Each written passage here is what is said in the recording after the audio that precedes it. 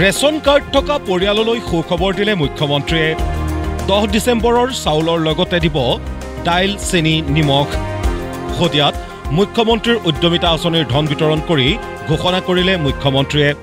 10 ডিচেম্বৰৰ পৰা আমি আপোনালোকক বজাৰতকৈ কম দামত দালিও দিম চেনিও দিম আৰু নিমখো দিয়া আমি আৰম্ভ কৰিম তাৰ মানে 10 ডিচেম্বৰৰ পৰা ৰেচন কাৰ্ডখন দেখুৱালে আপোনালোকক বজাৰতকৈ কম দামত দালি নিমখ আৰু চেনিও তেওঁলোকে দিয়া আৰম্ভ কৰিব চৰকাৰী বিষয়া কৰ্মচাৰীৰ ওপৰত ক্ষুব্ধ মুখ্যমন্ত্ৰী তেওঁলোকৰ কাম হৈছে চৰকাৰী আঁচনিসমূহৰ বিষয়ে ৰাইজক বুজোৱা বেংকৰ ঋণ ঘূৰাই দিয়াত ভাৰতৰ ভিতৰতে অসমৰ মহিলাসকলে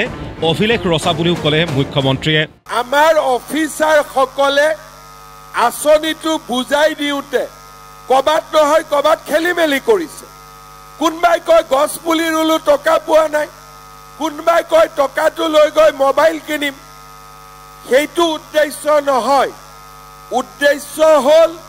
লাখপতি বাইদেউ বনোৱা যাতে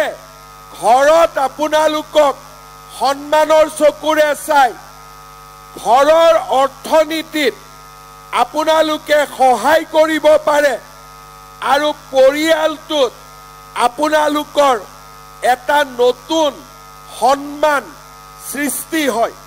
ভাৰতবৰ্ষৰ ভিতৰতে আমাৰ মহিলাসকলে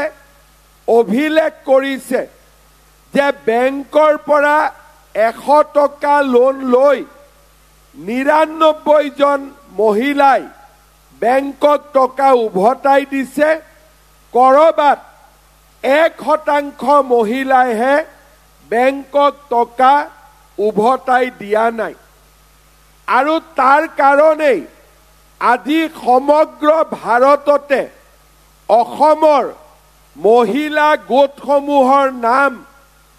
আজি প্ৰখ্যাত হৈ পৰিছে চৰকাৰী আঁচনি আৰু সা সুবিধা লাভৰ বাবে এটা পৰিয়ালৰ আদৰ্শ কি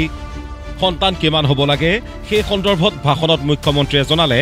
নামনি আৰু মধ্য অসমৰ একাংশ পৰিয়ালৰ 7-8টালৈ সন্তান থকাৰ কথা কিছুমান জাগাত বাচ্চা গৈ গৈ 8-9টা হৈ যায়গৈ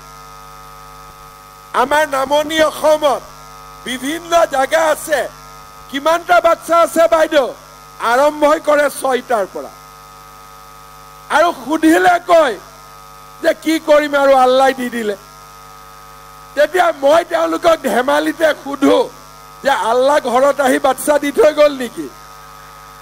তেওঁলোকে কয় নহয় আৰু দোয়া কৰিলে মই বোলে আল্লাহক লগ পালে নেকি বোলে লগ পোৱা নাই তাৰ মানে আমি নিজে সন্তানৰ জন্ম দিছো আৰু বদনামটো আল্লাহক দি দিছো ভগৱানক দি দিছো সেই কাৰণে মই সকলো গাঁৱতে কওঁ আমি 3টা 4টা লৰাকো স্কুলত পঠাব পাৰো নিজেও কিবা কৰিব পাৰো কিন্তু 7টা 8টা বাচ্চা হলে আমি লৰাকে পঢ়াম ছোৱালীকে পঢ়াম না লাখপতি বাইদেউ হম সভাৰ অন্তত সাংবাদিকৰ আগত মল্লিকাৰ্জুন খাৰ্গেৰ পুত্ৰ তথা কৰ্ণাটক চৰকাৰৰ মন্ত্ৰী প্ৰিয়ংক খাৰ্গেক ধন্যবাদ জনাই মুখ্যমন্ত্ৰীয়ে অসমত প্ৰধানমন্ত্ৰী মোদীয়ে ইমান ডাঙৰ উদ্যোগ এটা স্থাপন কৰিলে যে কৰ্ণাটকতো টোপনি নোহোৱা হৈছে সেমিকণ্ডাক্টৰ যে ডাঙৰ প্ৰকল্প সেই কথা এতিয়াহে অসমৰ বহুতে জানিলে বুলিও মন্তব্য মুখ্যমন্ত্ৰীৰ অসমৰ মানুহে নিজেও ভবা নাই যে ইমান ডাঙৰ উদ্যোগ এটা অসমত আহিছে কিন্তু কৰ্ণাটকৰ দৰে ৰাজ্যত খলকনি লাগিছে যে এইটো অসমত কেনেকৈ হ'ল অসমৰ মানুহেও মোক ইমান ধন্যবাদ দিয়া নাই যে ইমান ডাঙৰ কাম এটা হৈছে এতিয়াহে সাংবাদিকসকলে সুধি আছে সেমিকণ্ডাক্টৰৰ বিষয়ে তাৰ মানে আপোনালোকে বুজি পাওক যে অসমৰ ভৱিষ্যতৰ চেহেৰাটো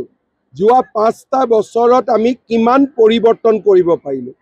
এক প্ৰকাৰ প্ৰিয়ংক খাৰ্গেক মই ধন্যবাদে দিব লাগিব তেওঁ নকলে অসমৰ মানুহে বুজিয়ে নাপালেহেঁতেন যে ইমান ডাঙৰ কাম এটা অসমত হৈছে বুলি ব্যুৰ ৰিপৰ্ট প্ৰতিদিন টাইম